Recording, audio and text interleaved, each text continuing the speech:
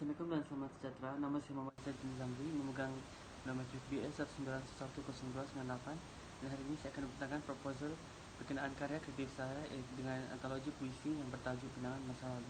Okey, pertama saya akan membentangkan bahagian pengenalan bagi proposal saya. Okey, tajuk karya kreatif saya adalah antologi puisi yang bertajuk Kenangan Masa Lalu. Dalam membuat puisi ini, saya akan membuat puisi yang bersesuaian dengan tajuk yang dipilih, di mana saya akan menulis puisi yang berbentuk kenangan masa lalu, pengalaman, peristiwa lalu dan lain-lain. Okey, bagi genre puisi ini pula, genre puisi ini adalah mengenai pelajar yang mengalami kemiskinan dan kesusahan dalam meneruskan pembelajaran mereka. Okey, dengan menggunakan tema ini, saya akan menghasilkan puisi-puisi yang berlainan cerita ragam namun masih terikat pada tema dan jalur yang telah ditetapkan, iaitu kemiskinan pelajar. Okey, matlamat dalam penghasilan puisi ini, yang pertama adalah menyampaikan mesej kesukaran pelajar terutamanya dari golongan miskin dalam meneruskan pelajaran mereka. Seterusnya memberikan motivasi dan semangat kepada mereka untuk sentiasa bersemangat, khususnya remaja dan anak muda, untuk sentiasa bersemangat dan yakin dalam meneruskan pembelajaran mereka meskipun terdapat kekangan seperti kekangan kewangan dan lain. Seterusnya menghasilkan karya yang kreatif dan berbeza daripada karya-karya yang lain. Okey, seterusnya permasalahan karya. Permasalahan karya dalam karya ini termasuklah mengembangkan ilmu dalam bidang seni kreatif, bidang karya kreatif. Seterusnya menyampaikan pelajaran dan teladan kehidupan kepada para pembaca, khususnya remaja dan kanak-kanak. Seterusnya disebabkan oleh karya puisi yang semakin dilupakan oleh masyarakat ini, dan ada sekali kesukaran penulisan puisi yang tidak diketahui ramai. Okey, seterusnya adalah objektif kajian. Objektif kajian yang pertama adalah menghasilkan puisi yang berbeza serta mempunyai kelainan ataupun keunikan berbanding puisi-puisi yang telah dihasilkan sebelum ini. Seterusnya membuatkan orang ramai agar meminati dan ingin menceburi bidang sastra, khususnya puisi. Dan seterusnya menyedarkan orang ramai akan kepentingan dan manfaat puisi kepada kita. Seterusnya persoalan karya. Persoalan yang pertama adalah persoalan kemiskinan keluarga yang susah yang mungkin menjadi penghalang dalam mengejar impian. Seterusnya persoalan kepentingan puisi kepada masyarakat kini yang semakin dilupakan, di mana puisi juga merupakan salah satu tradisi dan warisan budaya kita. Yang seterusnya adalah pengorbanan yang perlu dilakukan dalam usaha mengejar cita-cita dan impian, khususnya dalam golongan remaja dan pelajar. Dan ada sekali persoalan nilai keuangan dan kepentingannya dalam kehidupan kita. Okey, seterusnya sorotan literatur. Sorotan literatur yang pertama adalah penulis telah membaca karya-karya S. Ahmad Said seperti Benih Harapan yang telah diterbitkan pada tahun 1973, Kuala Lumpur yang diterbitkan pada 1975, dan mendapatkan ilham dan idea untuk menulis antologi puisi yang dihasilkan. Seterusnya, selain S. Ahmad Said, penulis juga telah membaca koleksi puisi sastrawan terkenal seperti Zurina Hasan, Bahar Zain, Muhammad Haji Saleh, Anwar Ridwan, dan banyak lagi sastrawan, bagi mendapatkan ilham dan pengetahuan yang mencukupi sebelum memulakan penulisan antologi puisi penulis sendiri. Okey. Seterusnya dalam artikel Tuas Sarjana yang telah diterbitkan pada tahun 2013 yang bertajuk Persediaan Menulis Saja, beliau serba sedikit menyentuh persediaan dalam menulis karya-karya, termasuklah puisi yang dapat dilakukan. Beliau berkata bahawa seorang itu perlulah banyak membaca bahan-bahan yang lain dulu untuk memperluaskan kosakata dan kemahiran menulisnya sebelum memulakan penulisan karya kreatifnya. Okey, seterusnya Usman Awang pada tahun 1970 menyatakan bahawa bicara tentang sastra lain daripada manusia. Berbicara tentang manusia berarti berbicara tentang seluruh lahiriah dan batinnya. Artinya karya sastra merupakan cerminan budaya dan kemanusiaan yang dihasilkan oleh manusia. Seterusnya, Syanur Ahmad pada tahun 1992 yang menyatakan kesusastraan adalah bertonggakkan manusia dalam segala dimensi. Seterusnya, Zainal Abidin juga yang pada tahun 2006 turut menjelaskan hasil sastra berperanan utama menggambarkan budaya tentang manusia dan alam sekeliling. Hal ini dapat dijelaskan melalui kenyataan beliau, iaitu seni merupakan pengucapan budaya, pengucapan yang terlahir daripada perasaan dan tindakan dan mental kefahaman manusia yang mentafsirkan alam sekeliling. Dan ada sekali dalam artikel yang ditulis oleh Muhammad Rosli Saludin, puisi tradisional Malaysia merupakan warisan Melayu yang sangat unik. Puisi tradisional Melayu juga telah muncul sebelumnya wujudnya tulisan sistem lagi. Dalam hal ini, penulis telah mendapatkan ilham serta ilmu-ilmu berkenaan menulis puisi daripada sorotan-sorotan kajian yang telah dilakukan sebelumnya, sorotan-sorotan karya literatur yang telah dilakukan sebelumnya. Dalam hal ini, puisi telah mendapatkan ilham, ilmu serta mendapatkan kaedah yang baik untuk menulis puisi yang baik. Okay. Seterusnya, metodologi. Metodologi pertama adalah pemilihan tajuk. Dalam memilih tajuk, penulis telah memilih tajuk kenangan masa lalu berkenaan dengan berdasarkan pengalaman, pemerhatian dan kajian yang telah dilakukan oleh penulis sebelumnya.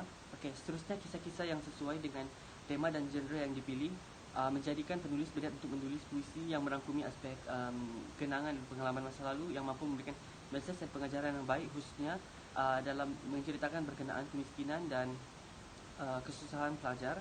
Dan seterusnya, gambaran-gambar tujuan penulis memilih tajuk tersebut, tajuk kenangan masa lalu, adalah untuk memberikan gambaran tentang puisi-puisi yang terkandung dalam antologi puisi ini. Okey. Seterusnya, kajian kualitatif. Dalam hal ini, penulis telah menggunakan kajian ke perpustakaan untuk mendapatkan sumber-sumber maklumat.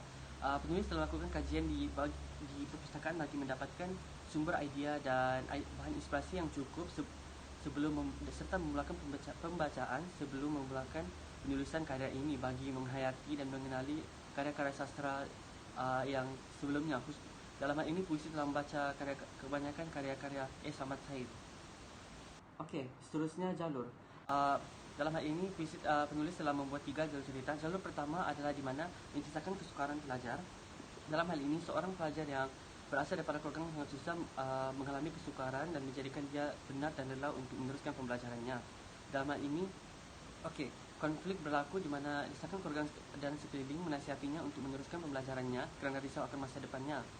Klimaks bagi jalur ini, pelajar itu meneruskan pembelajarannya dan menghadapi dugaan, ujian dan dorongan dan banyak masalah, khususnya daripada segi kewangan. Dan peleraian, setelah peleraian menceritakan di mana setelah mengharungi pelbagai ujian, pelajar itu akhirnya bertekad dan meneruskan pelajarannya meskipun menghadapi pelbagai halangan dan dugaan kerana kemiskinannya.